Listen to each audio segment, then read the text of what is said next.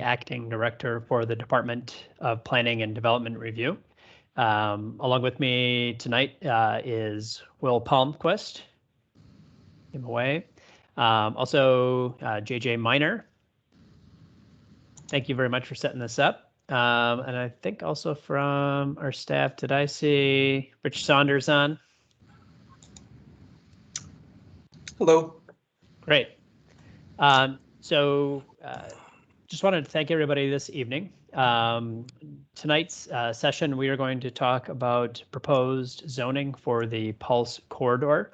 The format of this evening, we'll go through and have a presentation that outlines the proposal as it's been presented.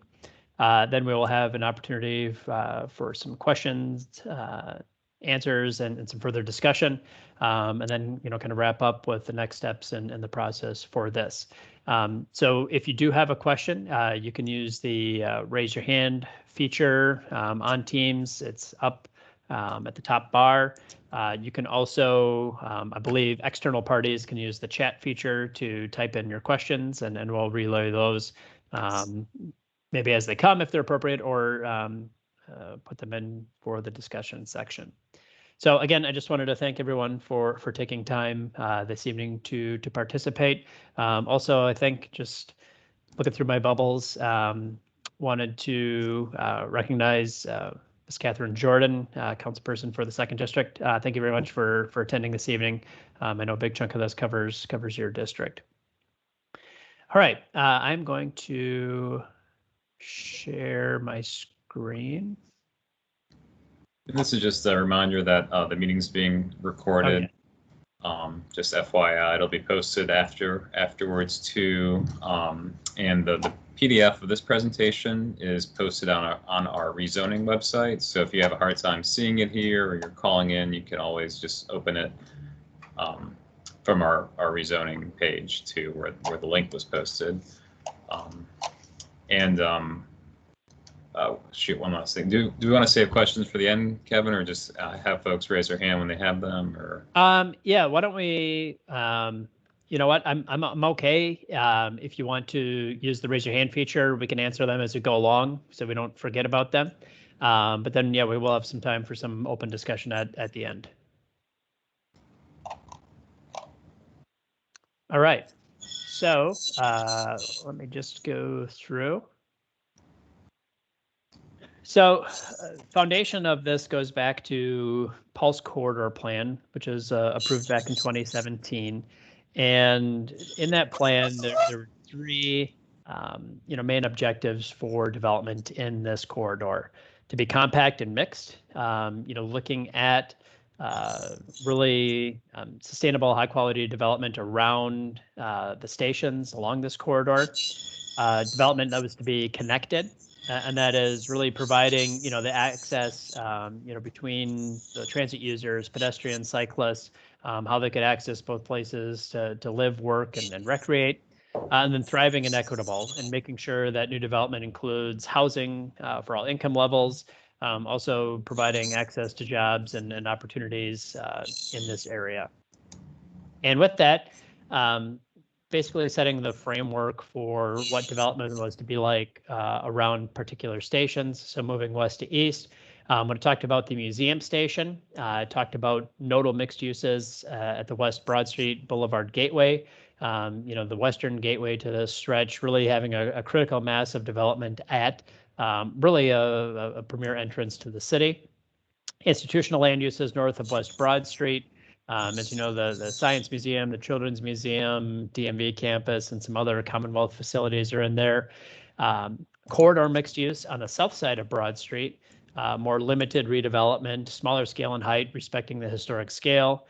And then looking at new development on that south side should really be limited to 5 stories from Arthur Ashe to Strawberry, with the exception of West Broad and Robinson. That intersection could be developed at a higher scale.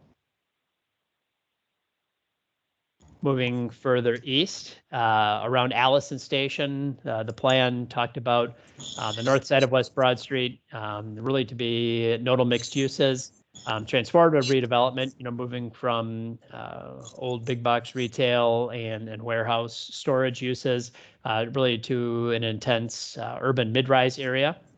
And then along the south side of West Broad, corridor mixed use, again, limited redevelopment, smaller scale and height, prioritizing preservation of significant historic buildings. And then new development in that area, limited to 4 stories in height, really between Strawberry and Ryland. Right. We're getting a lot of feedback, and I think it's coming from Will's line. Could everyone try muting if you're not presenting? Thank you. Sorry, Will. I think it is you. All right. And then further east, VCU and VUU station. Nodal mixed uses, again, another signature intersection, corner of Broad and Belvedere, again, another entrance to this corridor, tall signature buildings, really also in partnership with some of the development with VCU. Corridor mixed uses along West Broad Street, really, again, pedestrian-oriented commercial uses on the ground floor, taller building heights that add, residential uses and employment density near that Pulse station. And then throughout the Carver neighborhood in this area, mixed uses that support that medium density residential development with appropriate limited scale commercial uses, primarily on some of the corner parcels. So these were the descriptions, that went into a little bit more detail about the 3 particular stations at the museum, Allison, and then VCU, VUU. And then we adopted at the end of 2020 Richmond 300, and Richmond 300 really set the tone and became the master plan for the city and establishing future land use for the city. And this is what we discussed a little bit earlier. And in this, it prescribed different types of future land use of how we would like to see these areas develop and redevelop. And these are the preferred types of uses that we would like to attain over the next 20 plus years. And primarily in this area, it called for 3 types of uses. And that was the destination mixed use, which is, kind of the signature parts of the city where we, attract visitors and individuals from, beyond the city and really throughout the region. It called for corridor mixed use, primarily along Broad Street, which is a little more limited in scale and really, intends to draw from the city or even closer in with a mix of uses. And then neighborhood mixed use, which is primarily residential, but again, contains some accessory uses that help serve the residents who live there.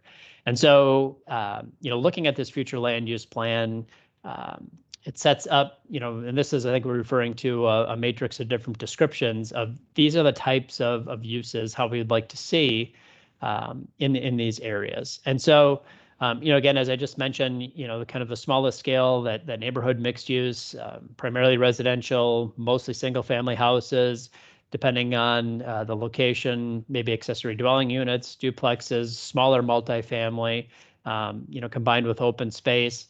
Secondary to that, are some larger multifamily buildings, office buildings, or other personal services, and heights generally 2 to 4 stories. The corridor mixed use is a bit more intense and contains more retail, office, more service, commercial type uses, but also a significant amount of multifamily residential uses, cultural uses, and open space again. And kind of flipping it and the accessory uses to that, maybe some limited spots of single family, institutional uses, government uses. The height generally 2 to 10 stories. And then destination mixed use, again, the signature places in our community, the places that make Richmond, and of why people, would travel to this area. Our signature development nodes contain larger scale retail, office, multifamily residential, open space, again, secondary uses, institutional government. And here's areas where, in many cases, we would like to see at least 5 stories of development. And so these future land use categories, what they do is kind of set a framework of the types and density and intensity of development that we want to see in these areas. And I've said before, kind of set maybe a floor in terms of minimum development, but also a ceiling on maximum type of development. And now, as we move forward, it's up to us to decide, okay, how do we zone these properties to fit within those variety of different categories. So if you look at the future land use of where we want to go, our vision for the future, and these three types of land uses, you'll see again this map of future land use. And with that, you'll see the zoning that is existing currently. And the zoning is the real regulatory tool that tells a property owner what you can and cannot build. And this is really, the most important element when it comes to shaping our built environment, because it shapes all sorts of things like use, like height, like setbacks, in some cases, design. And you'll see this is really, again, what makes the community into what it is by zoning. And with that, you'll see within here, towards the west, there's a big chunk of B4, which is some of our most intense zoning. And I'll get into these categories in a moment. Much of downtown is zone B4, but you also see some large chunks of M1 and a little bit of M2. I think it's just right off the map. But manufacturing uses and manufacturing, had a place and had a time in this area. But I think as we, went through the Richmond 300 process, and you see now kind of overlaying the future land use with the existing zoning, that zoning does not get us towards where we want to be with that future land use. And so you'll start to see some of the conflicts that arise, especially when you look at the manufacturing zone in areas where we may want more residential, more commercial, more office uses. There's some that do match up when you look at some of the residential zones in that neighborhood mixed use, but there's others, again, namely the manufacturing, that conflicts with where we want to go as a city. And so with that, part of the impetus for this area-wide rezoning is to zone land appropriately in line with the future land use that complements and shapes development into that desired goal. And so this is the map of what is being proposed in this ordinance to zone these areas into these zoning categories. And I'll go through and elaborate a little bit about each of these zoning categories and what it means, just in terms of some of the general parameters or differences among them. I think Will and Rich can probably answer some more of the technical questions of some of the nuances, but I just to provide a general aspect of what these categories mean. Generally, what we're proposing in the areas for destination mixed use, that most intense development, we're looking at zoning those areas to TOD1. And I'll just kind of do the eye test back and forth here for a second of existing and proposed. The existing, as you can see in those brown areas, the destination mixed use, there's a lot of M1 zoning and some B3 zoning, which is a pretty auto-oriented and lower density use. Proposing to zone most of those parcels to TOD1, which is our transit-oriented development zone, providing a medium level of intensity and density. Really, again, a district that was designed to be located around our pulse stations. On the south side of Broad Street in the area corridor mixed use, right now, most of that is zoned urban business with the parking overlay in it. And a spot north of Broad as you get further down towards the VCU campus. Proposing here is a mix of a few zones. One is to be TOD1 in the area around VCU and closer to the Siegel Center that does have some intense development. But south of Broad, we're looking at a B5 zoning from Ash to Strawberry Street, and then from Strawberry Street all the way down to Ryland, a B6 zoning. and then some B4 east of Ryland, again, closer to the downtown area. And then in the neighborhood mixed use areas, you can see there's a variety of residential zoning types in there.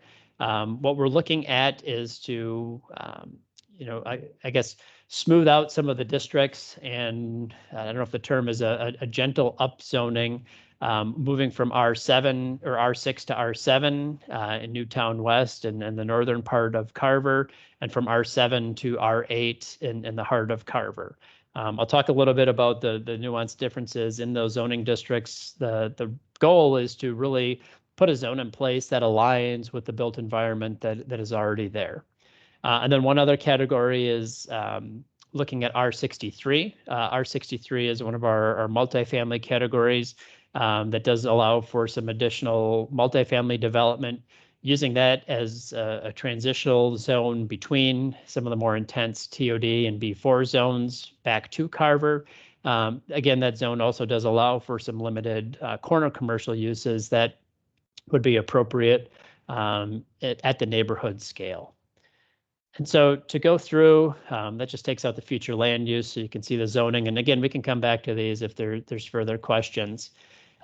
Just to go through and talk a little bit about the differences between R6, R7, and R8. Really, they're very similar in the types of uses that they allow. Again, really designed to be single family, single and two family, residential, and when you see the permitted types of uses. And you also see some corresponding neighborhoods to where you might see some of these zones throughout the city. And when you look at the differences, really what changes is it allows for smaller minimum lots. The height really doesn't change much, and this is a long-term thing in our zoning code to stop flip-flopping between heights and stories and pick one or the other. So that's why they're both in here. And in terms of R6 and R7, it's regulated 35 feet, and R8, it's regulated 2 to 3 stories. Well, that's approximating 10 to 12 feet per story, so it ends up being 30 to 36 feet. So it's all generally along the same lines in terms of some of these dimensional units. But as you can see, as you move up R6, R7, R8, the minimum lot width declines, as does the minimum lot area. And this was based on, again, the proposal, some analysis of what is actually constructed there right now. And one of our goals is to make it easier for those who do own property or may want to redevelop a property to build what is there in the neighborhood by right without having to go through a special use process or go through the Board of Zoning Appeals. When you look at the multifamily residential categories, R53, R63, and R73, here proposes changing some R53 to R63 and some additional R63. There's no R73 proposed, but it's nearby, and so I just put it in here for comparison sake, so you can see where it's at. But really, in this area, we're looking at R63. Again, primarily dealing with multifamily dwellings, but still does allow for single and two family dwellings. Again, with some limited commercial uses in that R63 zone. You'll see parts of this in nearby neighborhoods. And then when you look at the comparisons among the regulations and what could be built, again, not much change between R53 and R63. R73 does change, and again, that is not being proposed here, but just in comparison to what they are. But you'll see, again, the minimum lot width shrinks and the minimum lot area shrinks. So it allows for, again, development that's existing currently to be more likely to be built by right without having to go through a special process. And then our mixed use districts, there's, again, generally a lot of similarities, but some nuances among the districts in terms of uses. Again, generally they're mixed use that allow for most commercial office uses. But as you see, the differences as you slide between urban business, B4, which is our most intense business district. Again, most of the downtown is zoned that. B5, which is more limited in scale, B6, which is further limited, B7, which I apologize, I forgot to talk about. B7 does allow for the continuation of some limited manufacturing uses. And so we looked at, B7 has been used in place of Manchester and Scott's Addition for small scale, really non-nuisance types of production uses that allow those businesses to continue operating, and then TOD1.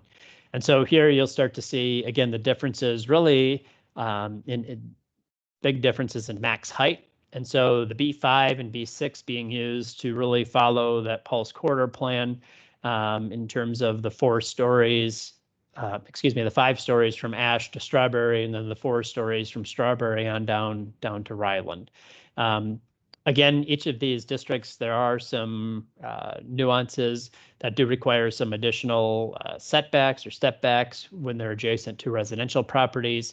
And that's why, looking at how they're used when they do butt up against residentially zoned properties, feeling that they're appropriate throughout this area.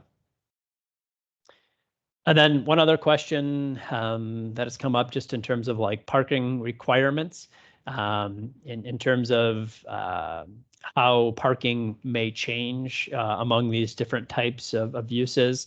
A number of these are parking portion of our ordinance has been amended over the years, really to reduce minimums and encourage the private sector to determine how much parking is needed. Again, when you look at TOD1, it's greatly reduced given that the intent is for these zones to be located around high density transit stops so that a vehicle would not necessarily be required or needed for personal services, and it just facilitates the walkable urban development. So there are some changes, but this just kind of outlays what they are among them. And then I'm just going to stop there for 1 second before I go into the other categories to see, I guess, just if there's any questions about zoning at this time, or differences among the zones, or questions about the proposed zones in particular. All right, I've got a Brock Hall and then Jerome Legions. Can I ask you one question? Sure. As I understand what you just said, B4 and 5 would have substantially reduced parking requirements in addition to TOD1. Is that correct? Yeah, somewhat. Will, do you want to, or Rich, you want to take that one? I'm happy to. But we're talking between TOD1 and B4, B5?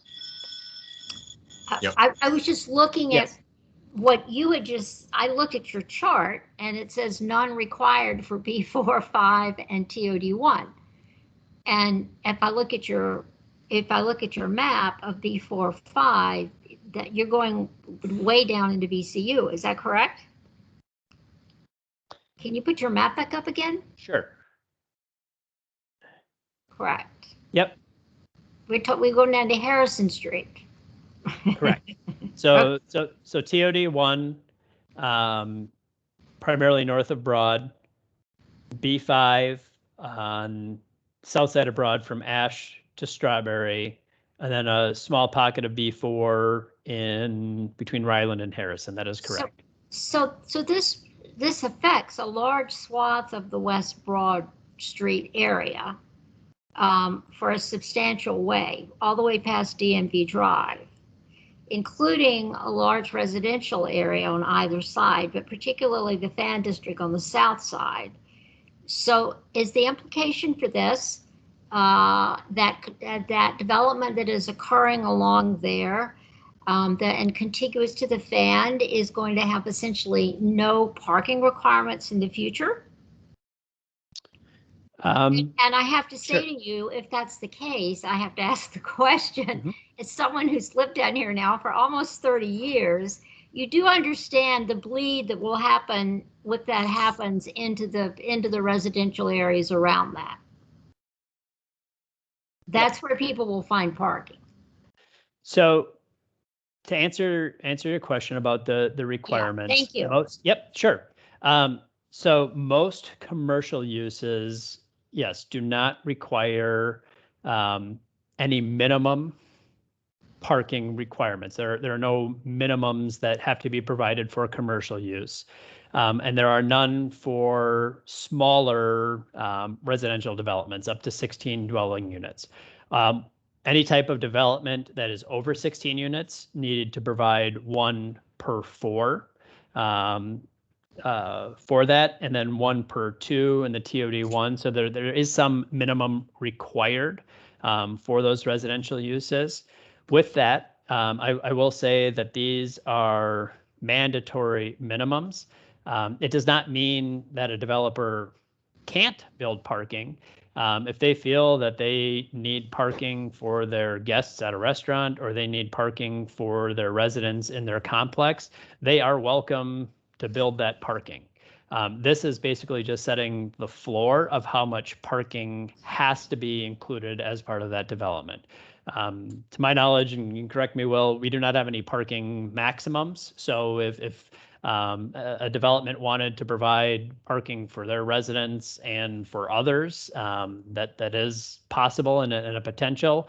And sometimes in these urban areas, you do find a lot of cases where you do have shared parking, where the commercial use or office use, uses the parking during the day, and the residential use uses it at night. So I think just to make sure that that part is clear, the minimums are not there for commercial or very low for dwelling units, but those are just minimums. It does not mean that a developer or a property owner could not build more within that. And so that, yeah.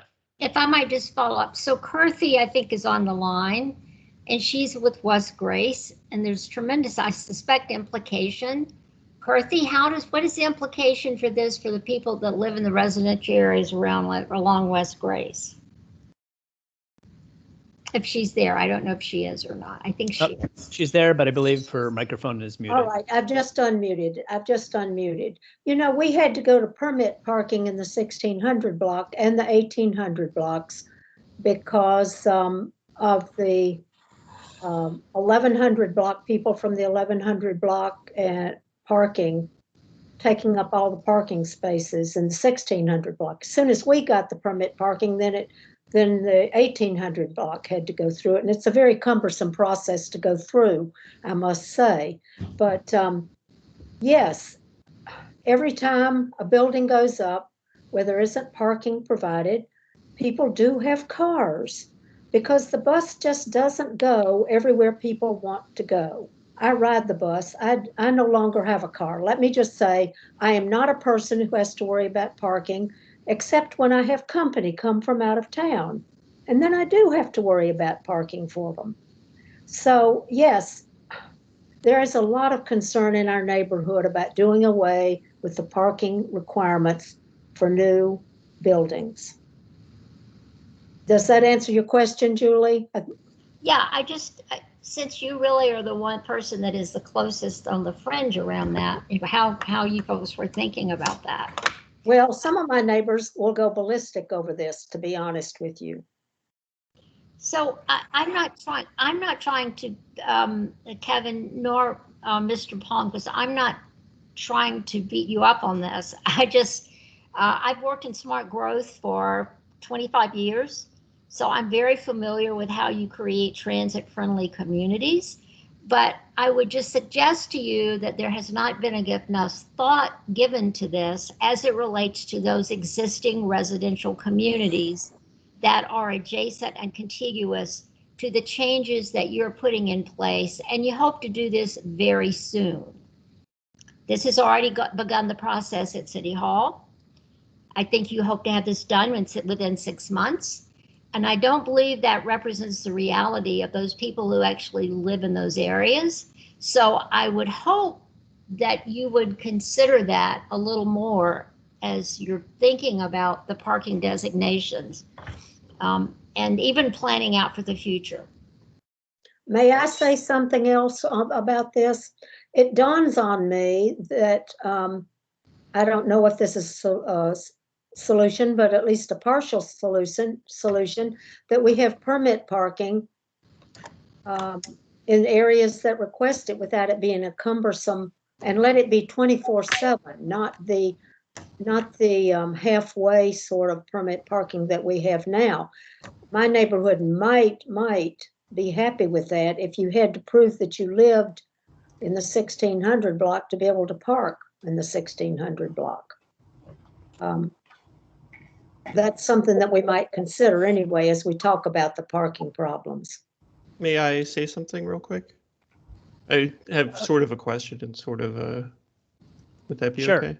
I think, yeah, is that Brock? Were you? Yeah, Brock that's Brock. Yep, I think you were next on the list, and then after that is going to be Jerome Legions. Is commercial public parking allowed? I'm actually not entirely sure. Or would it have to be, dedicated to a specific or group of premises?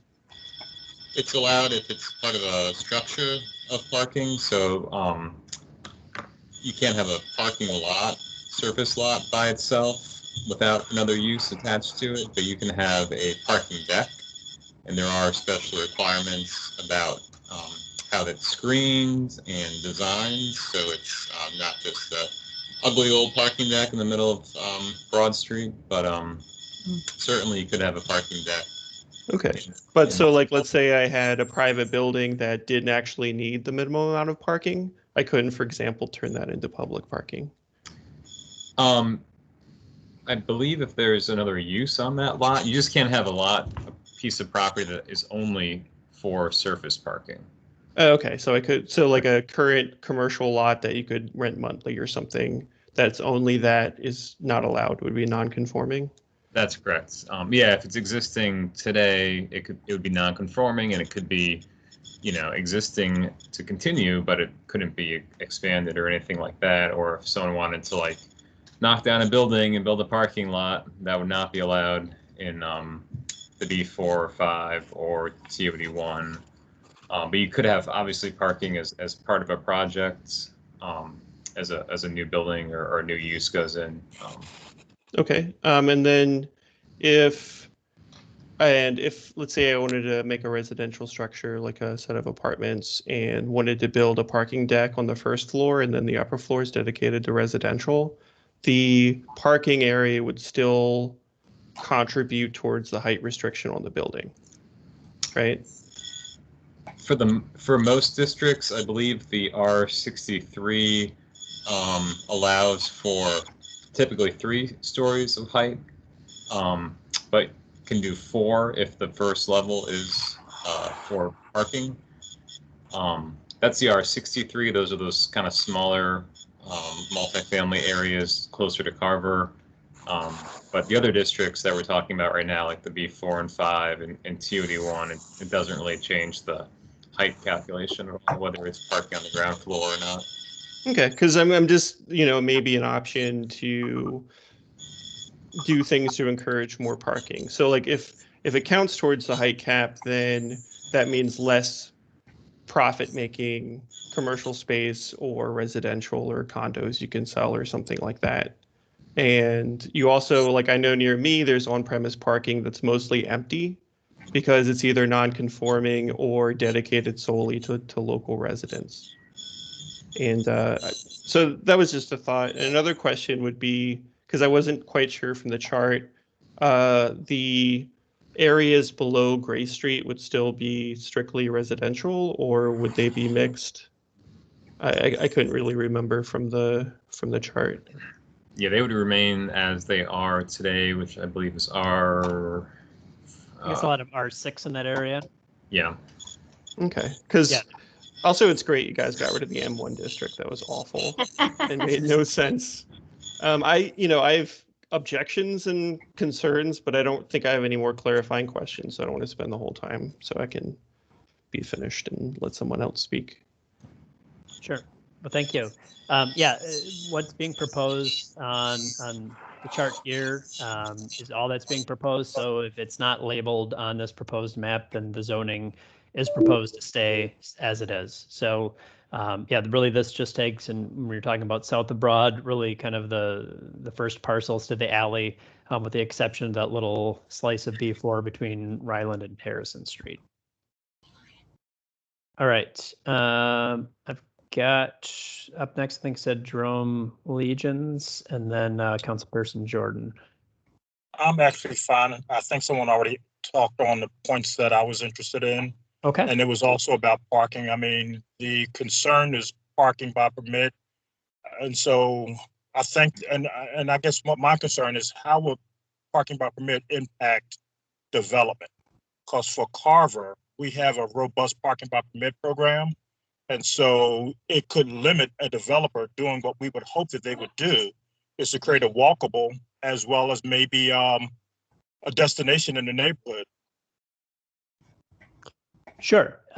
You know, I think just to circle back on one more parking thing, I think what we're looking to do in some of these requirements is, you know, like you said, in terms of how parking impacts the development. And I think, you know, how the city regulates through its zoning ordinance, the number of parking spaces that are required to be on a site, that's one tool that determines how much parking is created. And I'll call it off-street parking gets created.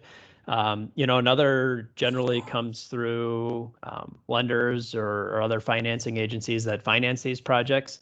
In a number of cases, lenders will say, look, you need to provide, you know, one space per resident, one space per room, or one space per unit, or one space per whatever the formula may be, in order for me to finance your project. And so sometimes if the city doesn't get involved, there's a private mechanism that says, no, if you want us to fund this project, you need to be able to provide those parking spaces on site. You know, and I think, you know, any business owner, you know, small or large, will look at parking potentially and look at their customer base and from where they may come and the access and availability of parking.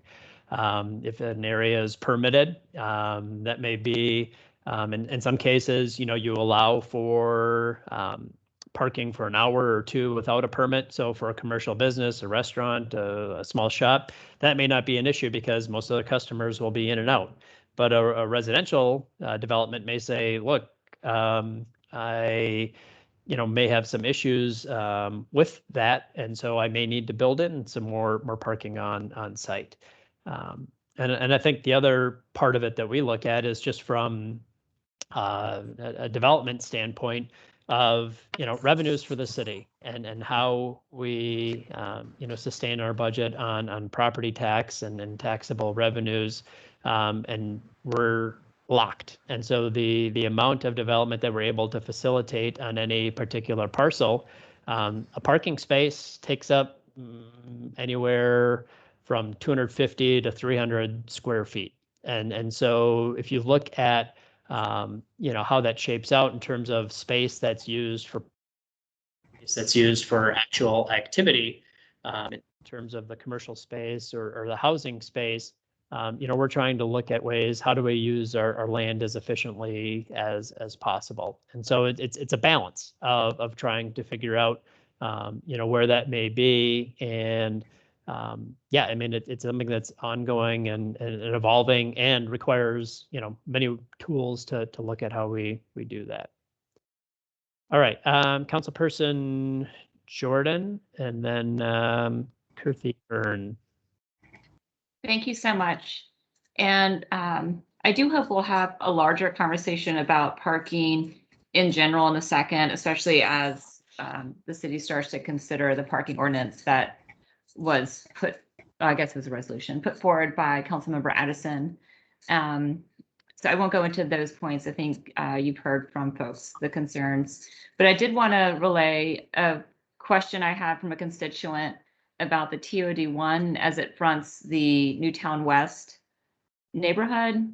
So for those not familiar with Newtown West, on this chart, it's R7 above the TOD1. So if you took Hermitage and Holland, you would see it right there.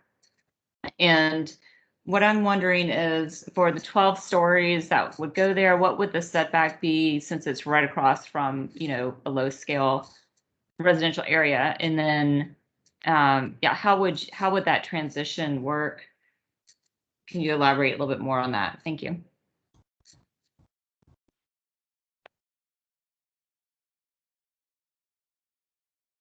I'm gonna punt to Will on this one, I think. Yeah, and I wanted to double check. So for TOD1, the only consideration when it's next to an R district is if it's either next to or the R district is behind the TOD1. In this case, since the TOD1 is fronting the R7, there's really no extra required front yard. So typically it would still be no front yard required, but no more than 10 feet unless it's a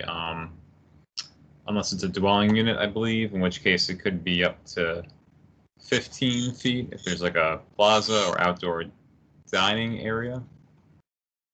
I think with this section of Lee Street, which is the dividing line between TOD1 and R7, for the most part, at least, it's such a wide street.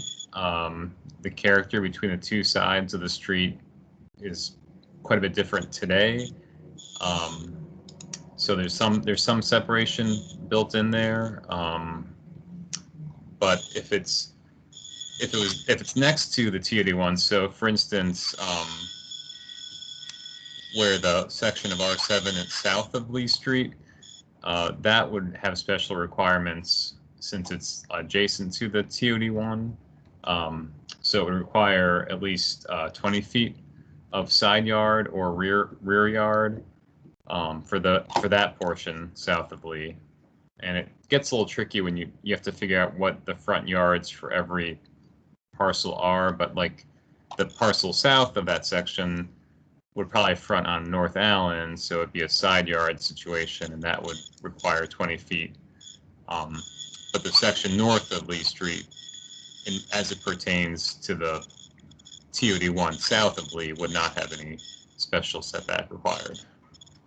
If that Okay, makes so just to make sure I sense. understand that, thank you. The height along Lee across from Newtown West would be 10 feet if it was residential. That doesn't sound right to me. It'd be 12 feet, just like in any other, just like 12 feet is the standard height for TOD1.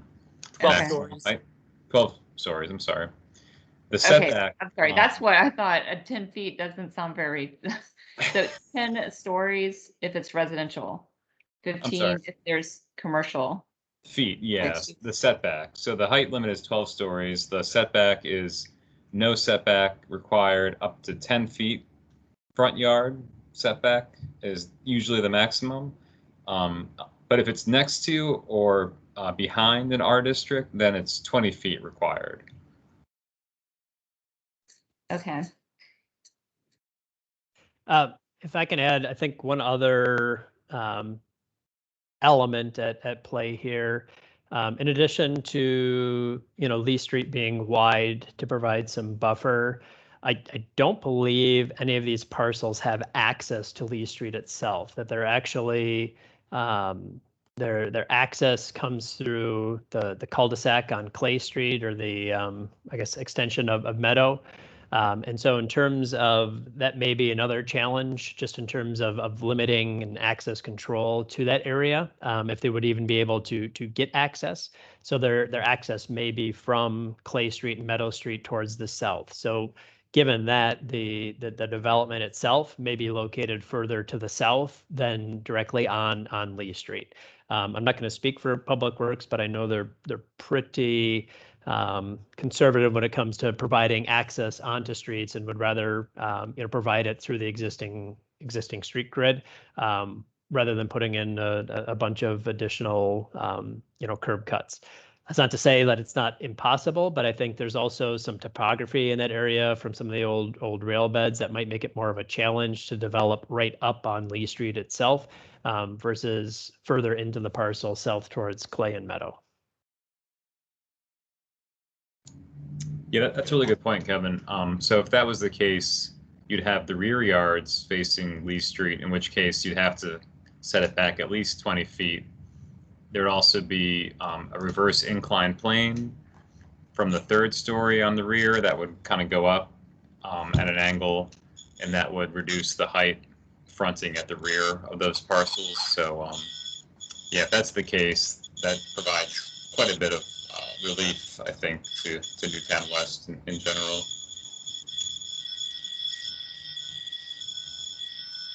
Okay, thank you.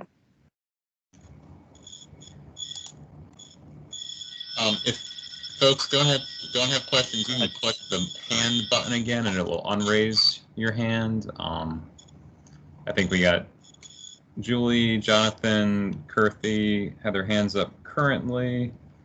Yep. Now Doug Kleffner does. Do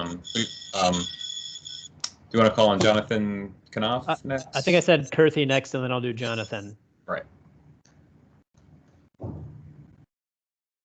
So is it my turn? Yes, yes, ma'am.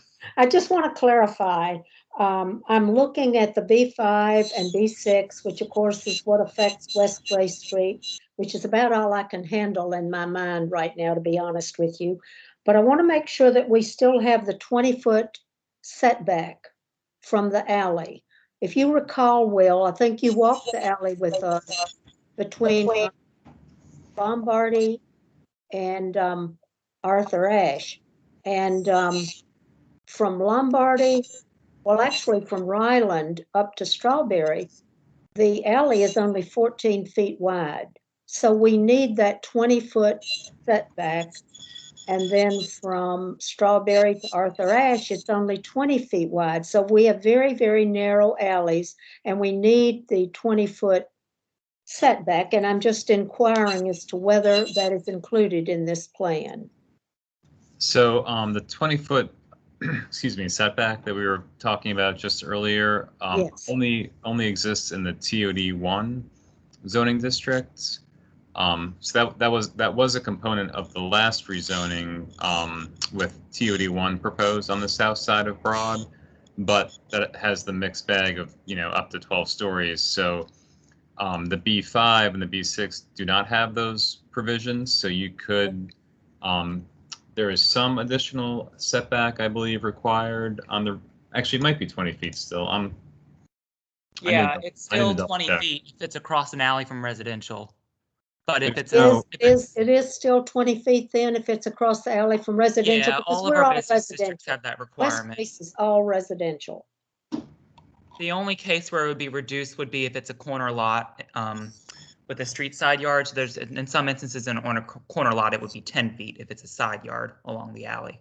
Okay, so 20 feet would apply to B5 and B6. Right. Okay. For All the right. rear yard. That was my question. That's what I wanted to know. That's what I wanted to know. Thank you very much. There would be no reverse incline plane, so you could just do the maximum height up until that 20 feet. That's the part of TOD1 Well, that is special. I hope we're going to be talking about step backs too. I mean, if developers want to build them in those projects, it's not required in the B5 and B6. It's only part of the TOD1. That's the part that that is special about the TOD1. But yes, so 20 feet, at least it will be set back at least 20 feet though. So. But if we don't also have the step backs, that's going to really change the character of our old and historic neighborhood. If we have these very tall buildings with no step backs. Well, there'll be 5 and 4 stories max. So there's that, and there will be the 20-foot setback, but that's still, yep. We're still hoping for the step backs after, I think, the second floor. We'd like to see one. All right. You've answered my question, and apparently the step backs are not included in the plan. Correct. Only in the TOD1, but the setback of 20 feet is still going to be. But it could be included in the plan, couldn't it? Setbacks could be included. Well, we'd have to modify the actual districts for B5 and B6. We're not changing.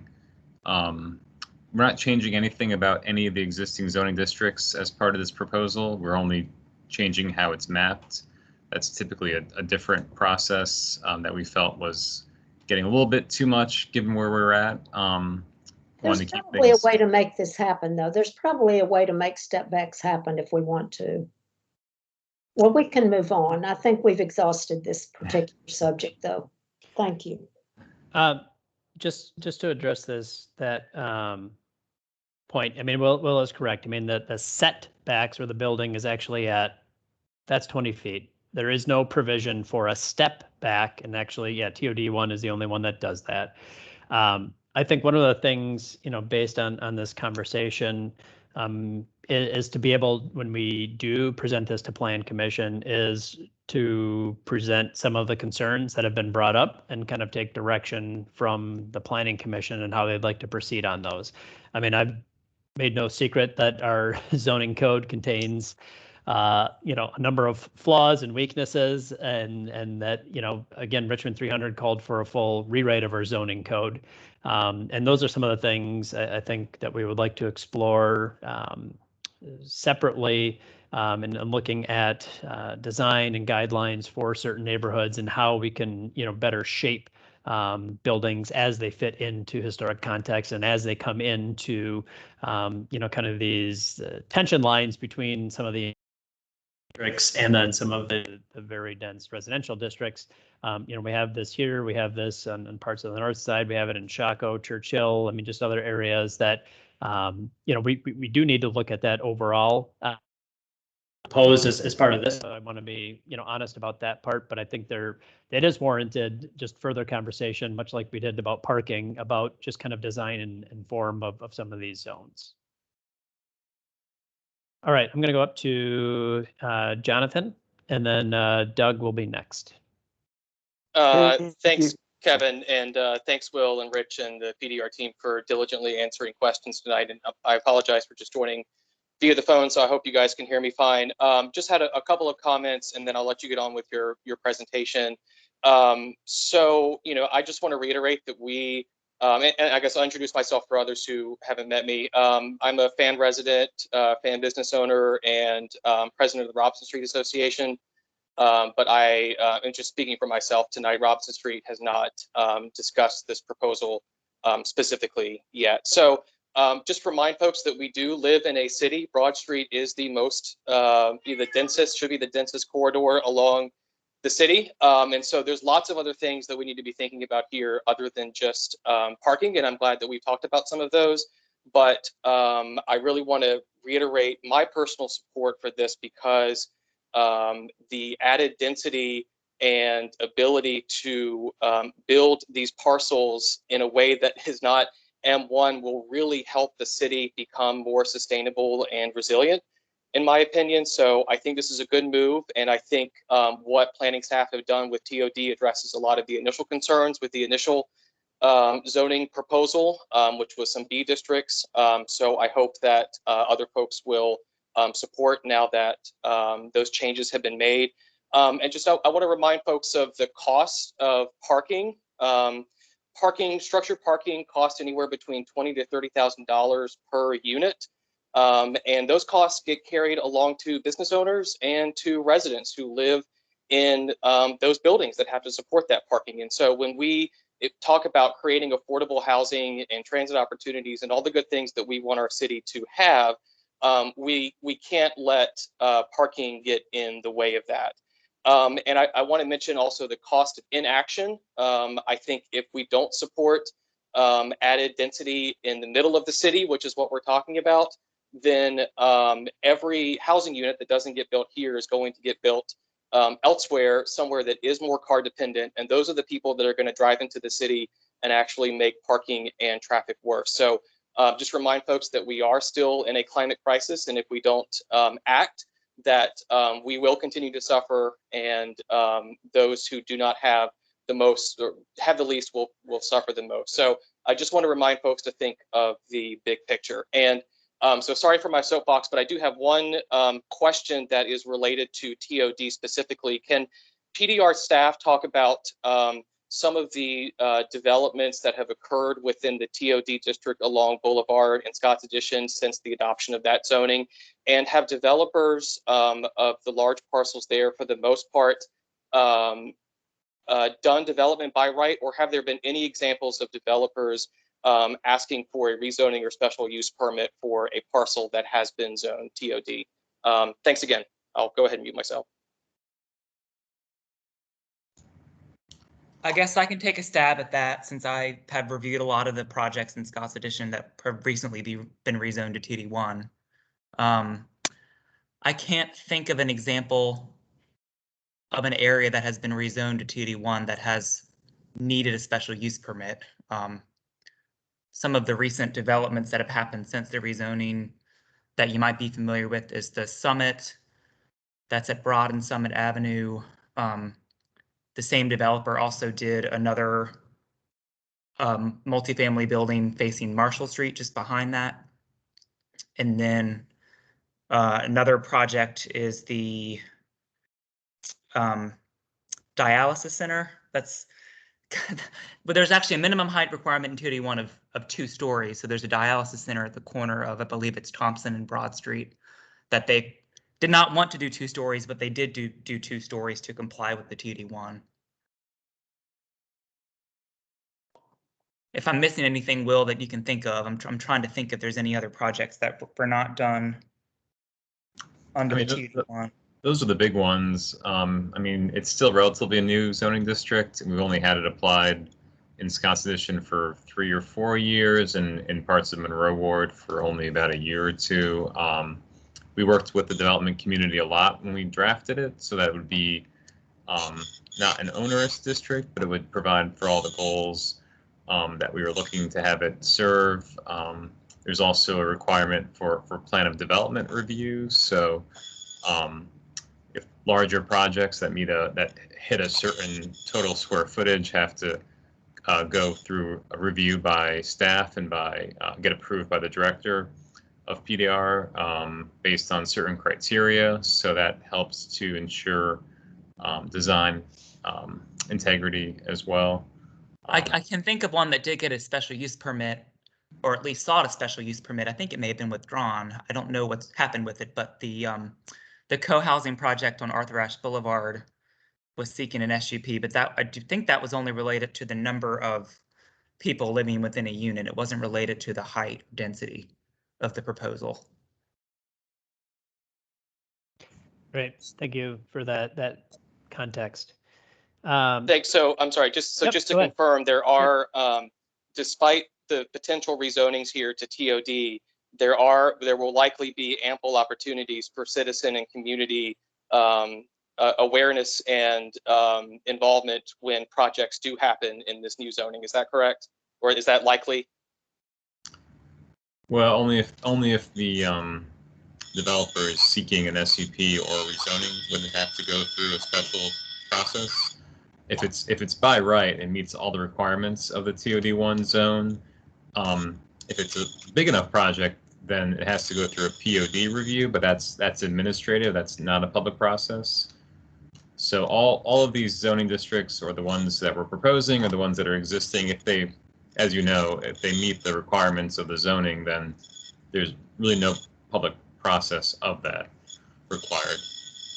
Got it. Yep. I just wanted to make sure folks understood that clarification. Thank you.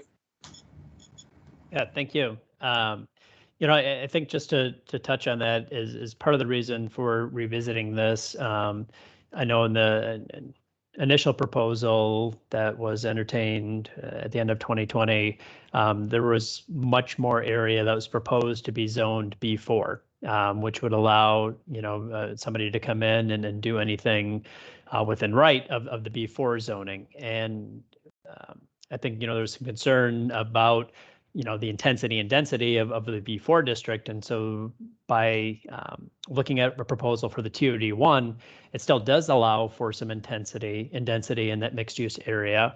But because it is slated as destination mixed use, it is possible that somebody could come forward and ask for a B4 zoning or a special use permit to maybe exceed the height or density or what that may be.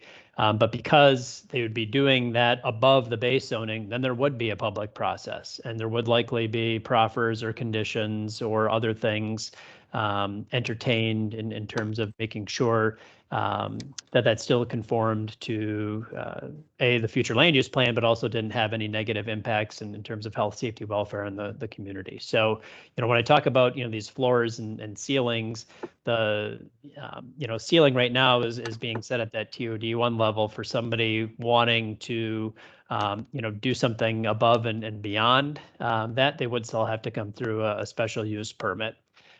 Just one other piece I think that, it's worth mentioning, because we've had this discussion through a proposal in Chaco where we rezoned a parcel that was M1 and some M2 to TOD1 about like what that impact would be. And the M districts do allow for pretty intense development. And sometimes people think, well, it's just manufacturing or production, but they do also allow for all the uses in the B3, which are very auto-oriented and can generate a lot of traffic, for the area, because they allow for drive-throughs, by right. They allow for service stations. They allow for basically, if you look at the engineers use the ITE manual, they allow for all the top traffic trip generators.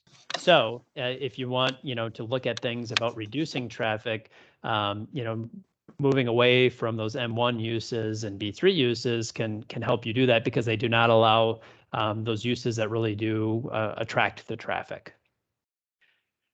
I'm going to go next to Doug, and then following that will be Jonathan Marcus. Thanks. This is Doug, and I live in Carver.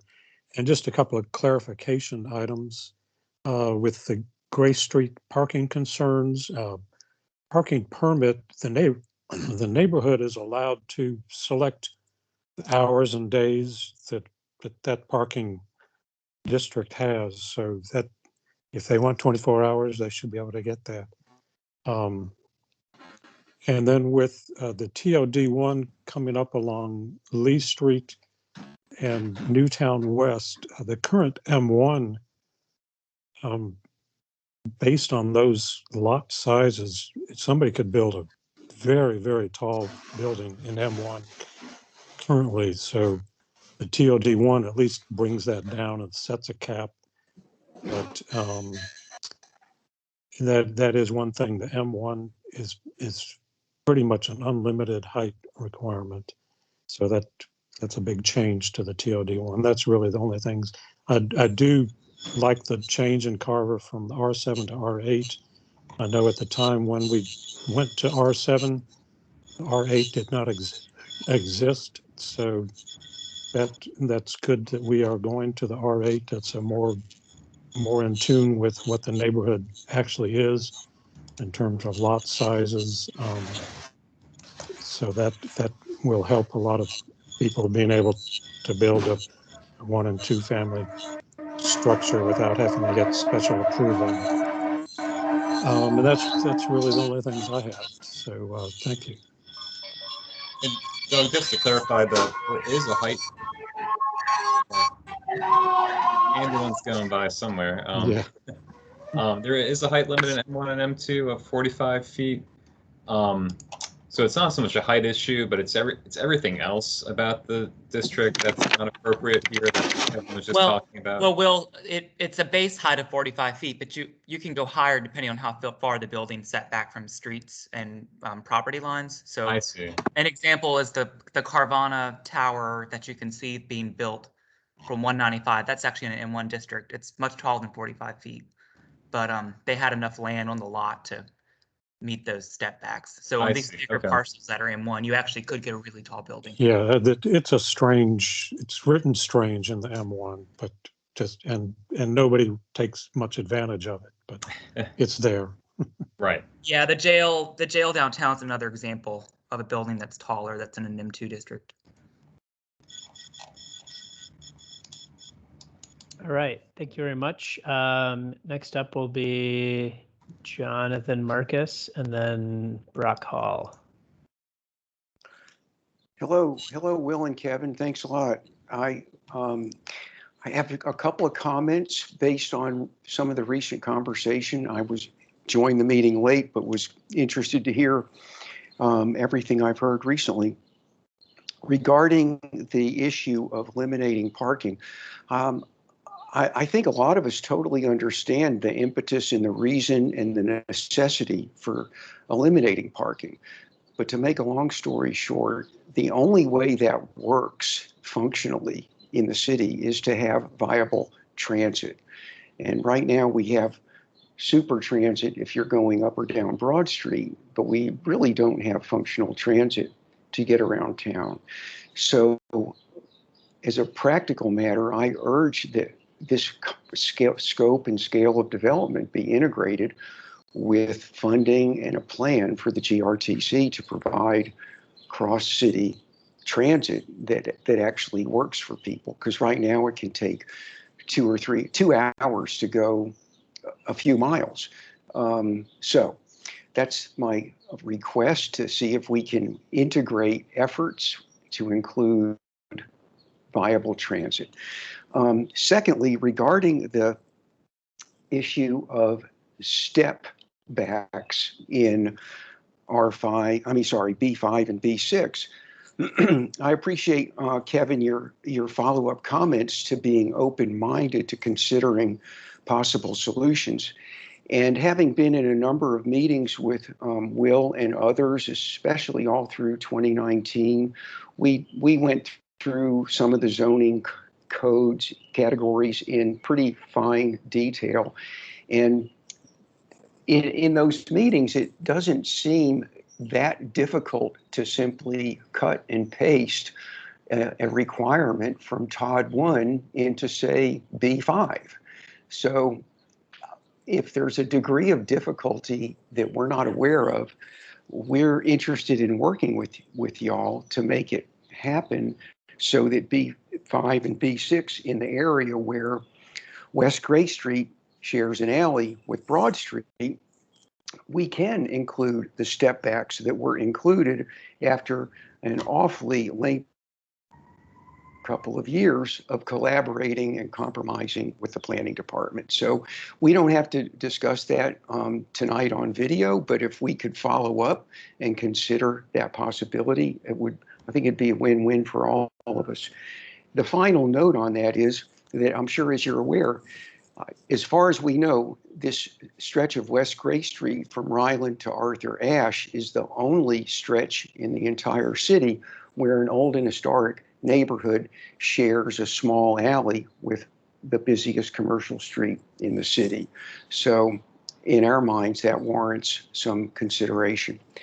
Those are my 2 points I wanted to add to the conversation. And my question now is, there's a lot of confusion over the meaning of great streets. And I've looked at the Richmond 300 plan a number of times, and I see the map, but I don't see anything specific on what this means in terms of zoning changes in the great streets. If you can point us to the language or tell us what this means, it would clear up a lot of confusion. And with that, I'll end and say thank you. I'm enjoying the presentation. Thank you very much for your comments. Do you want to go over and just maybe we'll segue and just kind of finish out the presentation that does talk about street frontages and what that may mean, and then I'll get back to questions just so we can get through that piece of it. Yeah, happy to do that. Great. I think the Great Streets is a Richmond 300 master plan thing. I'll just say briefly that the Great Streets, as it applies to future development, would really be considered with like an SUP or a conditional rezoning. We're not necessarily looking at it in this rezoning proposal. We're just looking at kind of the general height as the future land use talks about. But there are some street elements to this rezoning that we can get through. There's only a couple slides left. This might clear up some confusion or add more, I'm not sure. But so there's a couple elements to this rezoning in addition to changing the actual districts, one of which is the mapping of these priority streets. and basically, this is really a urban design element that we've started to use a few years ago. Typically, the zoning ordinance has a lot of focus on principal streets, which is the front street that a property faces. There's special requirements for a building, whether it's windows or if you have a special use like a parking deck, you have to have another use wrapping at the front of the building. You can't just have cars, at the front door, so to speak, of a property. But it doesn't have any real consideration for the other streets. Like if it's on a corner property, let's say you're at the corner of Arthur Ashe and Broad, only one street can be the principal street, but both streets are really important. So the development of these priority streets says, all these streets here, here, and here are really important. It doesn't matter which one the principal street is, but if you're on one of these priority streets, which is shown here in the blue lines, you have to have special design considerations, things like no driveways or parking in the front along these streets. Like if you're at Broad and Lombardy, you're basically have to address both sides if you're on that corner. You can't just choose one street to focus on. So it's really just a design element. There's special requirements for windows and screening and those types of things. Only impacts new development. So it's a relatively minor consideration, but it has I think a pretty big impact on the quality of new development, especially along our major streets. And then the other element is called street-oriented commercial frontage, and basically all that says is on certain streets you have to have some other use besides residential on the ground floor.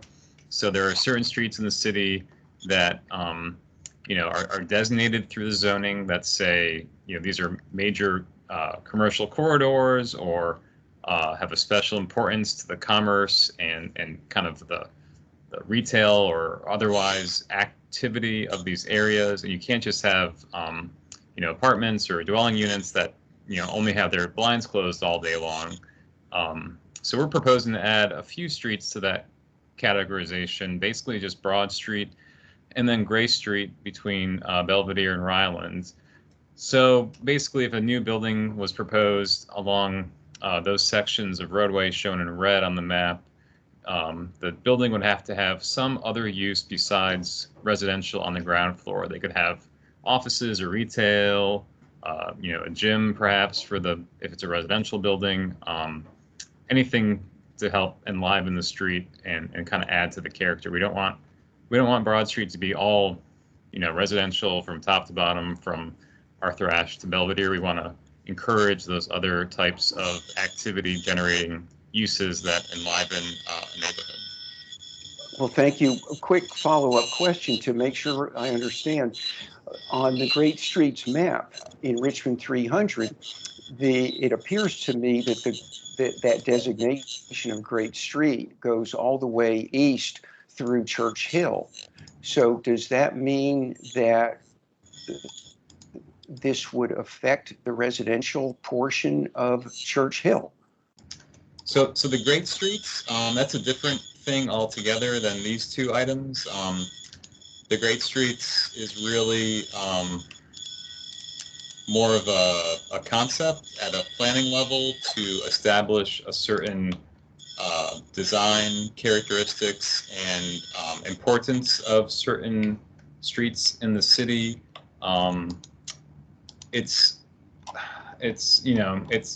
We're still implementing how we achieve these great streets. Some are existing, like Arthur Ashe.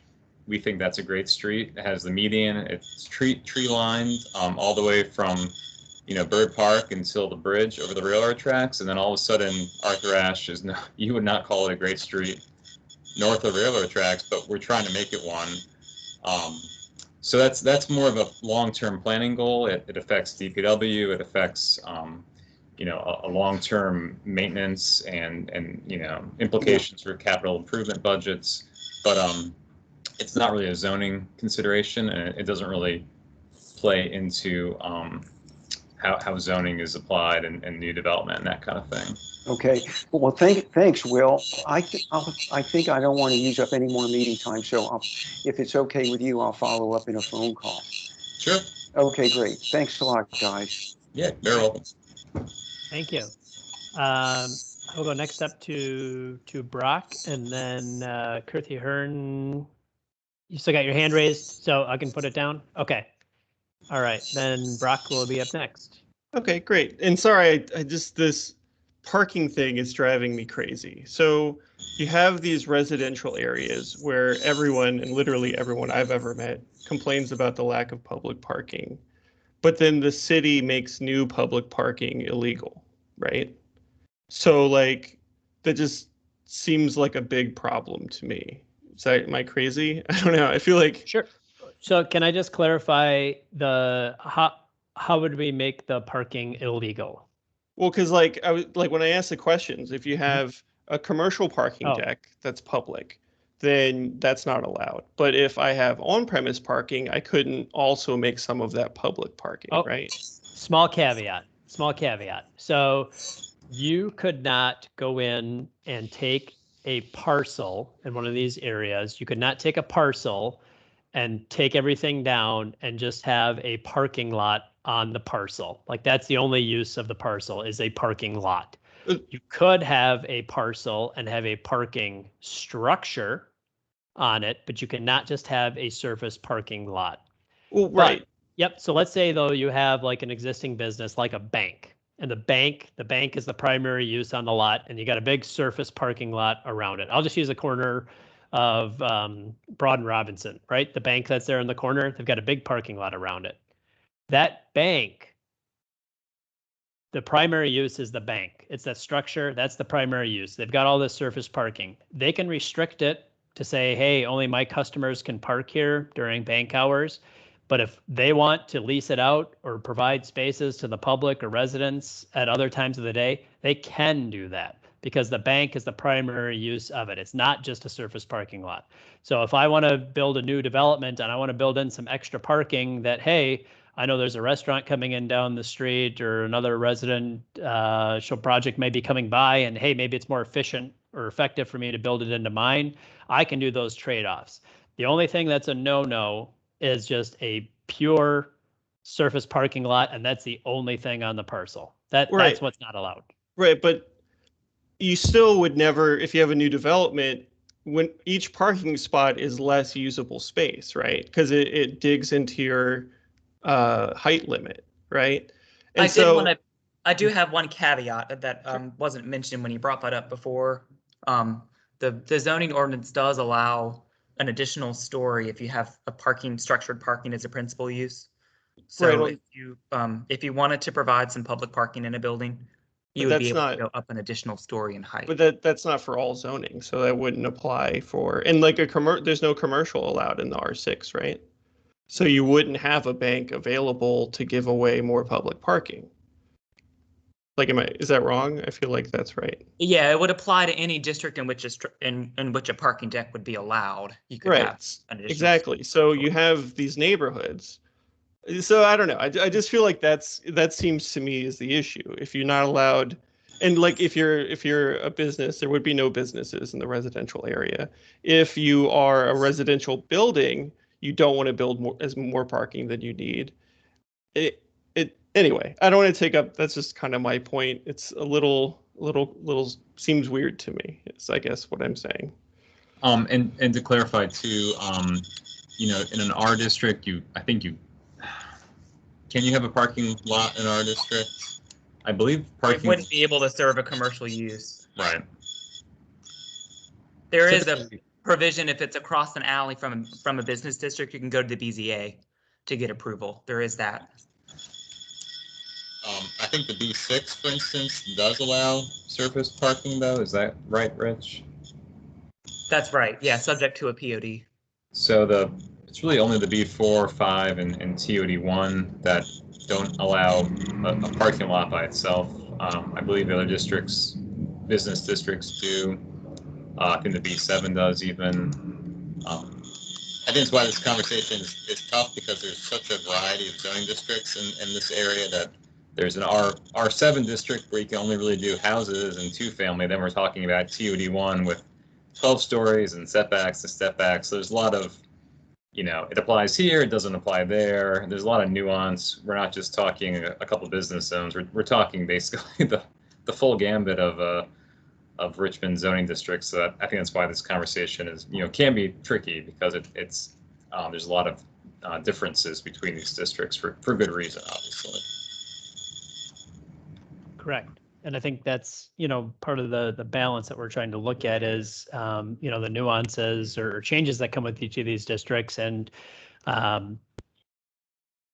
it's also of, respecting the existing built environment and what is there versus what we would like to see happen, and being able to get improvements perhaps on some of these underused parcels, whether they be vacant properties or underused properties.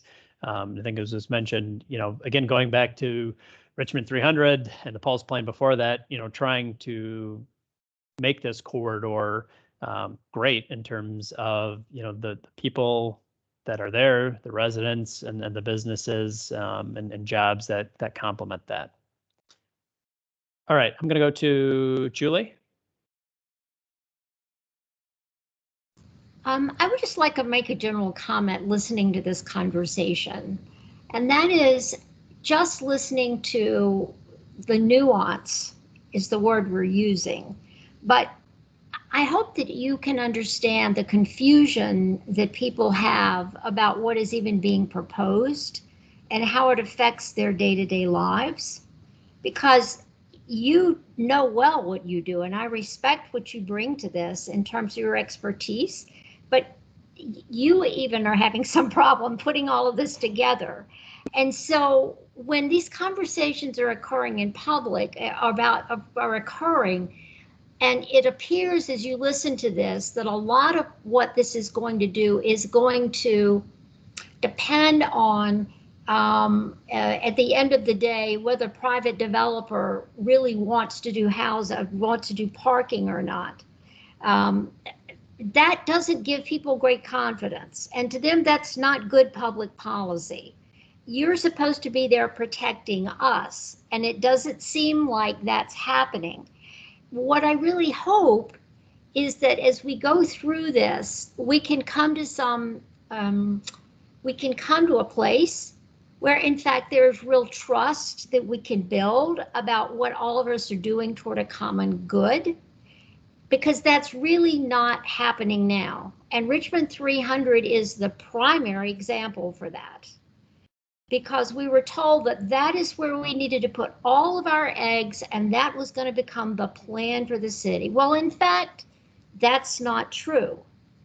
We were told that we could, if it passed, propose amendments. Planning has now come back to say, well, no, none of those amendments are really valid.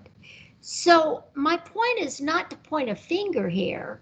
It's just I find myself distressed that we can't have honest conversations in which everyone can really understand what's being said and think about how we bring common solutions together that benefit everyone. So I really pose that to you as a challenge and a request. In the way we move forward with this, because I think there are a lot of people of goodwill that understand where we want to go, but they're very confused and they don't feel like there's a great history of trust in terms of whether we can really get somewhere and believe what we're told. So I know I'm just putting that out to you, and I know that's a flat, honest statement, but I really hope that's helpful in thinking about how we build more productive conversations as we move through all of this process, because they get really tangled, as you well know. I thank you very much for your presentations tonight. Sure. Thank you for your comments. I appreciate it very much. And yeah, I mean, I do apologize if you feel that, trust has been broken or lost. I think, one of my goals is to be very public and upfront about the things we're doing. And again, I'll I'll rag on our zoning code for a minute, but again, it's not the easiest in the world to understand, and hence why I think there is a push to look at a rewrite of it, because you shouldn't need an attorney to go through and figure out what you can and can't do with your property in the city. We need to move towards things that are much more clear and much more form-based and much easier to understand. I think we're doing our best, to take a code that was done in the 70s at a time when the city was declining and then amended, numerous times over the years. And I think, to our credit, some of our newer zoning districts account for some of those things. I think coming here to you today, I'm hopeful, was an effort to come back with an ordinance that was not successful last year. And, I really did kind of take to heart some of the comments that were provided, met with some of the neighborhood associations before we even pursued on this path to hear those out.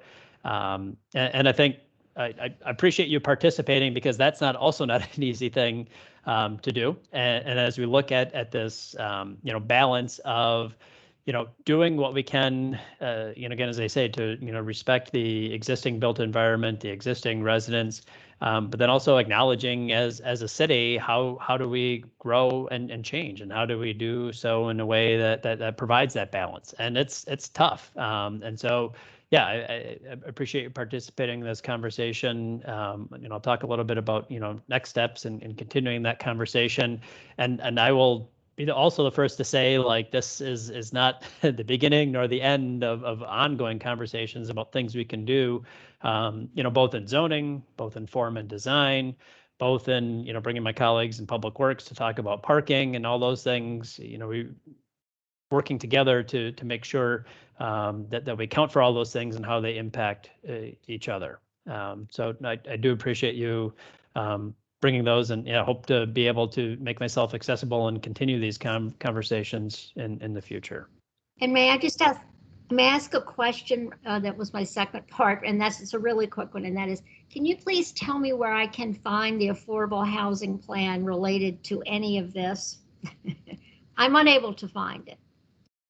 And the city affordable housing plan is extremely general. So I know that's a goal that you have, so I'm sure it's there. Can you tell me where I can find it?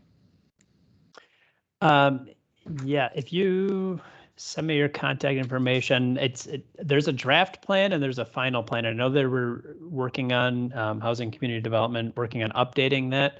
But if you can give me, or we hang on after this, give me your contact information, I'll make sure. All right, thank Be you. able to get that to you. Yes. Thank you. All right, Ashley and then Jerome.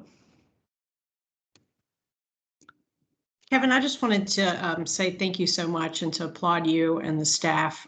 This is actually incredibly clear information, and your presentation was very straightforward, very easy to read, very easy to understand.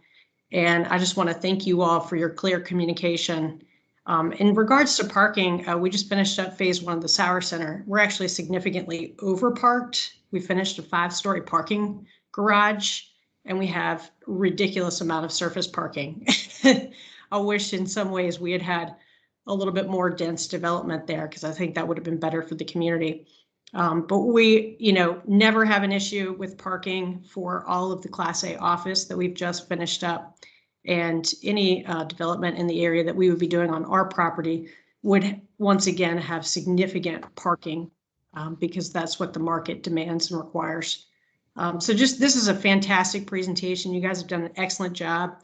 We're really excited to have you in the role, and your team is just doing a really fantastic job on all of this to implement the Richmond 300 plan. So thank you. Thank you. I appreciate the comments, and obviously I have to give credit to my colleagues, Will and Rich. They've been here longer than I have and know the technicalities and out of this, and yeah, a team effort, and appreciate your investment in the city. All right, Jerome. Well, just quickly, I think this is a much better plan than the one you presented to us before, or that was presented before, so I appreciate that. And especially when we're talking about Carver, because, you know, Carver has been one of those communities that seem to have always been in the process of fighting for to remain in existence. And so when we see things that could conceivably say you will no longer have this area or that area, then we kind of become a little concerned, if you will. But once again, this is a much better plan. But I think what the concerns are is that once we adopt this Richmond 300, I mean, not this 300, this pulse rezoning process, then we're back again with the Richmond 300, which is going to overlay something totally different. And then we're going to go through the rezoning process once again. So the question is, do you carve out the pulse rezoning to say this part of the Richmond 300 is done so that we can kind of say, okay, now we can breathe as citizens that's along this stretch of properties, if you will? I think that's what our concerns are, is that we are going to be dealing with this again when you start talking about Richmond 300.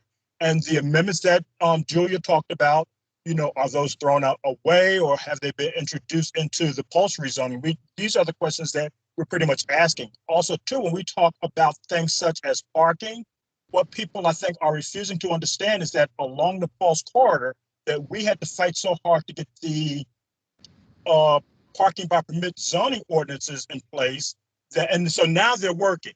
And so when we hear that, you know, that the buildings are not going to, that B4 and B5 and TOD1s will not require parking, it sort of sets off red flags. But as citizens that live in parking by permit districts, I think we're more concerned with, I know I am, concerned with how it will affect development. If a developer says, I want to build a TOD1, but I can't really do it because of the parking, and I'll give my class example. In the Broad and Lombardi Street building, they're saying that they got 77 spaces for parking, okay? That person that's going to come with that 78th car is going to have a problem, because you can't park in Carver, you can't park in the Fan, you can't park on West Avenue. So how is that going to affect development? I mean, and it doesn't really matter to us for the most part, but what happens is, if we're talking about we want responsible density, then we want to see that these businesses do well, and so that they should pay attention to things such as that. So once again, I think this plan is much better than what you presented before as far as the pulse rezoning. I'm done. Thank you very much for your comments and participation. I know Councilperson Jordan is, I think, still here if she wanted to, discuss amendments. Where it's at right now is a resolution was presented at council to propose a number of amendments to the master plan that went to the Land Use, Housing, and Transportation Committee. They continued it, and it will be back at their meeting later this month, which I think is in 2 weeks. I don't think it's next week. I think it's the 22nd, if I'm not mistaken, to look at those potential amendments. One of the things that we base our zoning on is the future land use plan. And so this was based on, Richmond 300, which is the adopted master plan. But I will say, I think it also was taken into consideration, as I've said, the pulse corridor plan, when it talked about different heights in different areas and different densities, as well as some considerations that had been discussed about potentially amending this plan. And I think in that aspect, number one, I think there's still a process to amend the plan. But even if the plan were to get amended with some of the changes, potentially to future land use in this area, that this zoning would still be in compliant. I don't have it exactly mapped one for one, but I think that was one of the goals when we were looking through this is to have that kind of go back and reflect a little bit more of the pulse, still being compliant with Richmond 300, but acknowledging all the work that was done on the pulse previously.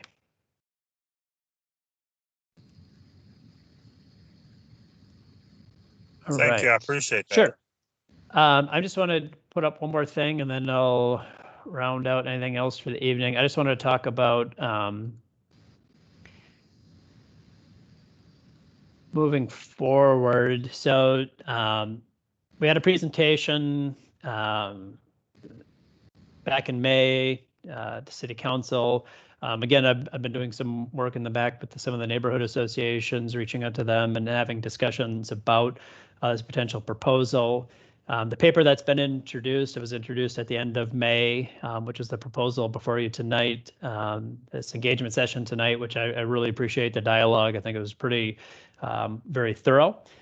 This will be slated for a public hearing at the City Planning Commission on the 21st, and depending on that, would be considered by council at the 28th.